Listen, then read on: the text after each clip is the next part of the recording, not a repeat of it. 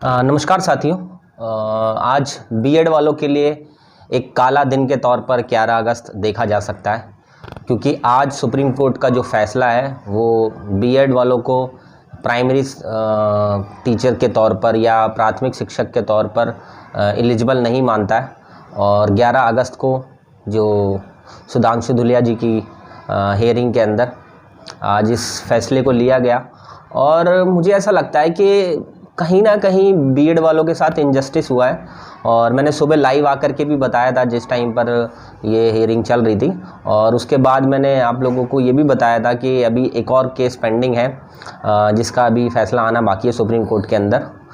और मुझे ऐसा लगता है कि बीएड वालों के साथ कुछ ना कुछ जस्टिस होना चाहिए, और इस वीडियो को बनाने का मेरा मेन पर्पस यही है कि मैं बीएड वालों के लिए चाहता हूं कि वो अब क्या कर सकते हैं, कौन कौन सी चीज़ें अभी उनके पास अवेलेबल है।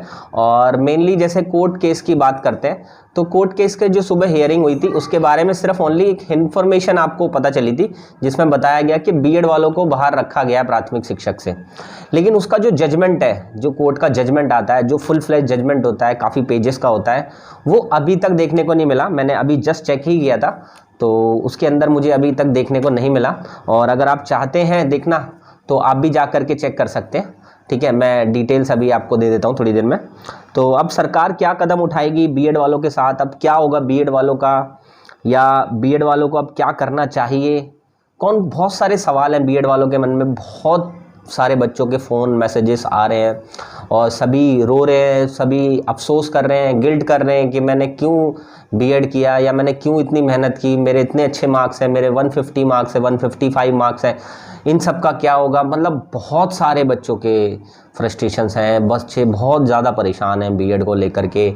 सरकार को इस तरफ ध्यान देना चाहिए, कोर्ट को इस तरफ ध्यान देना चाहिए। न्यायपालिका न्याय दिलाने के लिए होती है, अन्याय करने के लिए नहीं होती है, ये मेरा मानना है। तो ज़रूर न्यायपालिका इस चीज़ को समझेगी और शायद ही कुछ ना कुछ बेटर वे या बेटर बेनिफिट कुछ मिल पाए बीएड वालों का। इसके बारे में हम लोग अभी डिस्कस करेंगे। तो सबसे पहले मैं इसके बारे में बता दूं कि अभी कोर्ट जजमेंट नहीं आया है। जैसे ही जजमेंट आएगा मैं आकर के आपको उस जजमेंट के बारे में डिटेल्ड एनालिसिस दूंगा, और आप भी जा करके चेक कर सकते हैं। सुप्रीम कोर्ट की वेबसाइट पर लेटेस्ट जजमेंट के नाम से आप चेक कर सकते हैं, और आपको डायरी नंबर, एसएलपी नंबर या कोर्ट केस के नंबर जो चाहिए, आप मेरी इससे पहले जो मैंने वीडियो अपलोड करी थी उसमें मैंने ये सारी डिटेल्स दी हुई हैं, आप वहाँ से जा करके वो डिटेल्स ले सकते हैं। और ज़रूर लेटेस्ट जैसे जजमेंट आ जाए तो प्लीज़ आप मुझे 9310218363 नंबर पर कांटेक्ट करके बता भी सकते हैं। और बाकी मैं भी चेक करता रहता हूं, अभी मैंने जस्ट ही चेक किया था आप इस वीडियो को बनाने से पहले। तो जैसे ही आएगा मैं तुरंत बताऊंगा, क्योंकि हो सकता है कि जो हम सुन रहे हैं और जो ऑर्डर में निकल करके आया है उसमें कुछ ना कुछ डिफरेंस देखने को मिले और कुछ बीएड वालों को कुछ बेनिफिट मिल सके। इसके अलावा बीएड बीटीसी विवाद में अब क्या हो सकता है, मतलब कौन कौन से स्टेप्स अब बीएड कैंडिडेट्स ले सकते हैं, क्या चीज़ें अब उनके फेवर में जा सकती हैं, कैसे बीएड वालों को कुछ ना कुछ बेनिफिट हो सकता है। तो इसमें सबसे पहली चीज़, ये सिंगल बेंच से फैसला आया था तो भी डबल बेंच में भी जा सकता है, यानी रिव्यू पिटीशन भी फाइल की जा सकती है। तो हो सकता है कि बीएड वाले अब रिव्यू पिटीशन के लिए फाइल करें।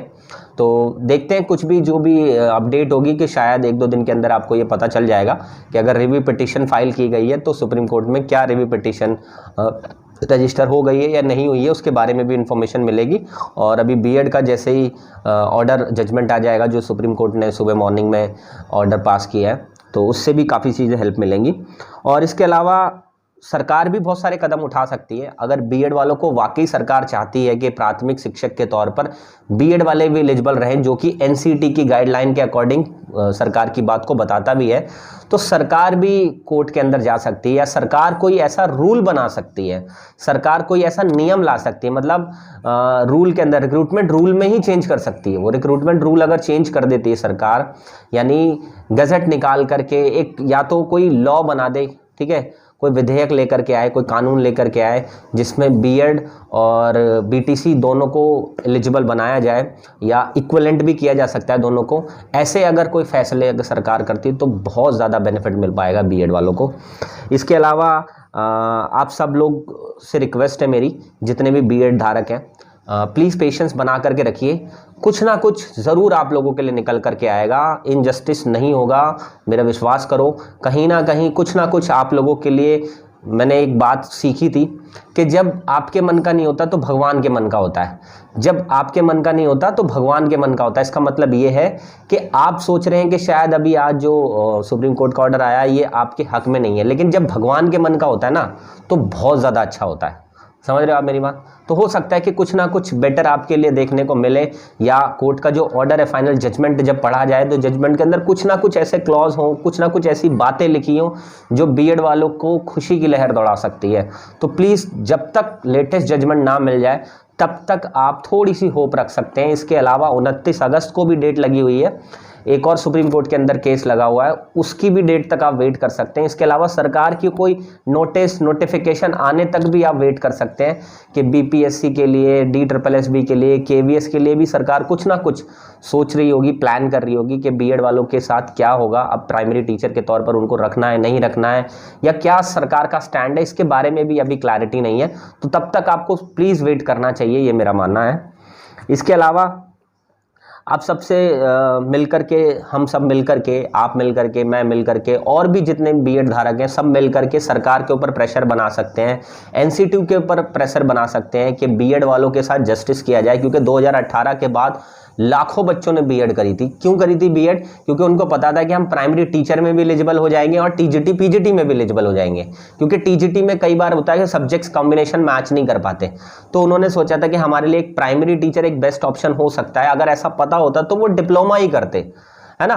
तो डिप्लोमा ना करने की बजाय उन्होंने डिग्री करी। तो प्लीज़ सरकार को इस तरफ ध्यान देना चाहिए कि पिछले 4-5 सालों में जितने भी लोगों ने बीएड करी है, एनसीटी के उस ऑर्डर को देखते हुए या एनसीटी के उस चेंजमेंट को देखते हुए जिसमें बीएड वालों को प्राइमरी टीचर के तौर पर एलिजिबल माना गया था, वो सब वेस्ट हो गया, सब बच्चों की मेहनत खराब हो गई। तो प्लीज़ सरकार के ऊपर और एनसीटी के ऊपर प्रेशर बनाया जा सकता है। इस प्रेशर बनाने में अगर आपको चाहिए मेरी हेल्प, मैं हर तरीके की हेल्प के लिए तैयार हूं। अगर आप चाहते हैं कि ट्विटर पे कुछ ट्रेंड कराना है तो मैं ट्विटर पे ट्रेंडिंग कराने के लिए तैयार हूं। अगर आप चाहते हैं कि प्रोटेस्ट के लिए हम, तो प्रोटेस्ट करने के लिए तैयार है। अगर आप चाहते हैं कि आरटीआई लगाया जाए, अपील में जाएं, इवन रिव्यू पिटिशन फाइल करने में मैं आपका साथ दूं और इकोनॉमिकली साथ दूं और आपका सपोर्ट भी करूं, और इस चीज़ को हम आगे लेकर के जाएं रिव्यू पिटिशन में, तो 101% मैं रेडी हूं। आप जहां जैसे जिस तरीके से मेरी सपोर्ट चाहते हैं, मुझे 9310218363 नंबर पर कांटेक्ट कर सकते हैं। मैं 100% आप लोगों का साथ दूंगा बच्चों, बिल्कुल भी परेशान मत हो। आई नो आप लोगों के साथ इनजस्टिस हुआ है। मैं ये नहीं कह रहा हूँ कि बीटीसी वालों के साथ इनजस्टिस हो रहा था या जस्टिस हो रहा है। देखो, बीएड वाले भी इंपॉर्टेंट है, बीटीसी वाले भी इंपॉर्टेंट है। ये सरकार की कमी की वजह से बीएड बीटीसी आपस में लड़ रहे हैं और इस वजह से किसी ना एक के साथ तो इनजस्टिस होगा ही होगा। तो प्लीज़ मेरा बीटीसी वालों से ये कहना है कि मैं आप लोगों के समर्थन में भी हूँ। बस मेरी सरकार से ये गुंजाइश है कि बीएड वालों के लिए कुछ ना कुछ बेटर किया जा सकता है, कुछ बेटर वे निकाला जा सकता है इस प्रॉब्लम से डील करने का। अब बात करते हैं इस प्रॉब्लम के सॉल्यूशन की, जिससे बीएड वाले भी खुश हो सकते हैं और बीटीसी वाले भी खुश। तो मैं सरकार को रिक्वेस्ट करूंगा कि अगर आप इसका सॉल्यूशन ढूंढ रहे हैं, इसका समाधान ढूंढ रहे हैं, तो आप डिप्लोमा और डिग्री दोनों को इक्विवेलेंट कर दो। इक्विवेलेंट इसलिए कर दो क्योंकि आपको पता ही है कि दोनों 2-2 साल की होती हैं। तो अगर आप चाहते हैं कि बीएड वालों को प्राथमिक शिक्षक के तौर पर मंजूरी मिले, तो आपको डिप्लोमा यानी बीटीसी वालों को, डीएलएड वालों को भी टीजीटी पीजीटी के लिए एलिजिबल बनाना पड़ेगा बेस्ड ऑन देयर क्वालिफिकेशन। अगर आप दोनों को इक्वल बनाते हैं तब जा करके कहीं ना कहीं बीएड के साथ भी जस्टिस होगा और बीटीसी के साथ भी जस्टिस होगा। क्योंकि अगर आप सोचते हैं कि प्राथमिक शिक्षक के तौर पर सिर्फ बीएड वालों को एलिजिबल बना दिया जाए और जो डीएड वाले, डिप्लोमा वाले बच्चे हैं, उनके पास तो सिर्फ प्राइमरी टीचर का ही ऑप्शन होता है, टीजीटी पीजीटी में तो वो एलिजिबल ही नहीं है। अगर आप उनको एलिजिबल बनाते हैं और सभी को ओपन वैकेंसी के साथ वेलकम करते हैं, तो 101% ना बीएड वालों को कोई इशू होगा, ना बीटीसी वालों को इशू होगा। तो इस प्रॉब्लम का समाधान ये निकाला जा सकता है। शायद सरकार इस तरफ ध्यान दे सकती है और सरकार कोई ऑल्टरनेट सुविधा करे बीएड वालों के लिए, जिन्होंने अभी तक बीएड कर ली है, इनके लिए कुछ बेटर वे निकाला जाए, इनके लिए कुछ वैकेंसीज निकाली जाए, या इनको शायद अलाउ किया जा सके आगे की वैकेंसीज के लिए शायद ये ऑर्डर फॉलो हो। तो क्या सुप्रीम कोर्ट का ऑर्डर रहता है, उस लेटेस्ट जजमेंट पे भी सब कुछ डिपेंड करता है। तो उसके भी बारे में जानने की ज़रूरत है हमें, और जैसे ही ऑर्डर जजमेंट आएगा मैं ज़रूर आकर के बताऊँगा, और होपफुली मैं लाइव आकर के बताऊँगा, जिससे कि डिटेल एनालिसिस के साथ साथ आप लोगों के साथ डिस्कशन भी की जा सके। ठीक है, तो इक्वल बना देना चाहिए, मुझे लगता है ये सबसे बड़ा समाधान है।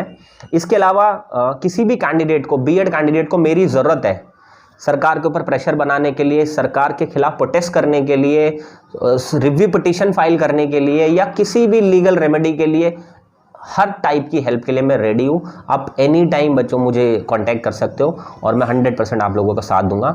मैं चाहता हूँ कि बीएड वालों के साथ भी जस्टिस हो और बीटीसी वालों के साथ भी जस्टिस हो, लेकिन एक अच्छे मैनर में जस्टिस हो, जिससे ऐसा ना हो कि कुछ लाखों कैंडिडेट्स जो हों वो बेचारे इनजस्टिस के शिकार हों या उनके साथ अन्याय हो। तो मैं चाहूँगा कि आप लोगों को जिस भी तरीके की हेल्प हो, 100% आप लोगों से कुछ ना कुछ होगा, तभी जाकर के ये सरकार सुनेगी या आप लोगों के हक में फैसला आएगा। तो बीएड बीटीसी प्लीज़ आप कोशिश कीजिए इस प्रॉब्लम को समाधान करने की। जिस तरीके से आप लोग समाधान करेंगे, सरकार भी उसी चीज़ में एग्री करेगी और कोर्ट भी उसी चीज़ में एग्री करेगी। चलिए, थैंक यू सो मच। मिलूंगा किसी और नई वीडियो के साथ और सुप्रीम कोर्ट के लेटेस्ट जजमेंट के साथ और कोई ऑफिशियल ऑथेंटिक इन्फॉर्मेशन के साथ। जैसा कि आज आप लोगों को पता चला कि आज 11 अगस्त को बीएड वालों को प्राथमिक शिक्षक से बाहर कर दिया गया। मेरा नाम है जय और मिलूंगा मैं किसी और नई ऑफिशियल नोटिफिकेशन के साथ या ऑफिशियल जजमेंट के साथ जो सुप्रीम कोर्ट में आ चुका है। तब तक के लिए अपना ख्याल रखिए और प्लीज़ पेशेंट रखिए।